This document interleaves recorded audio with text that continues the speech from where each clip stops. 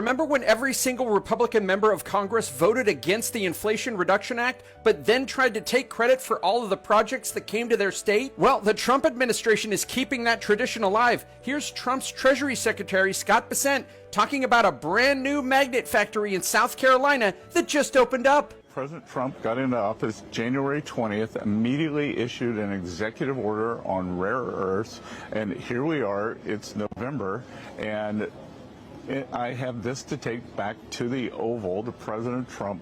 This is the first magnet made in the U.S., I believe, in 25 years. So there you heard it from Scott Bessent. Trump got into office on January 20th, issued that executive order, and just 10 months later, they've already built this factory from the ground up and are producing these batteries. But where is this factory? Well, thankfully, Scott Bessent didn't just lie here. He also took his Lies to Laura Ingraham show and his little magnet, and let's see where exactly this thing was built at.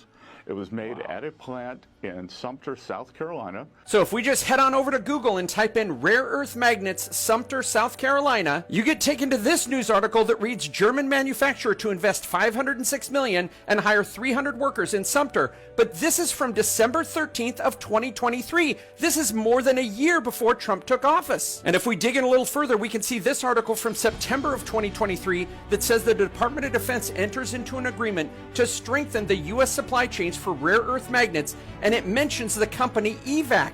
This is the same company that built that plant in Sumter, South Carolina. And if we look at this chart, we can see the Department of Energy is tracking applicants for the 48C projects. These are projects that got funding from the Inflation Reduction Act of 2022, again, which all Republicans voted against. And if we go down that list, we can see that EVAC Magnetics got just under $112 million to make that battery factory in Sumter, South Carolina. So again, this battery that Scott Bessent is holding in his hand and trying to give credit to Donald Trump for was actually built by a company that got a Department of Defense grant under Joe Biden and also got $112 million of funding from a bill that every Republican in Congress voted against. Shame on you, Scott.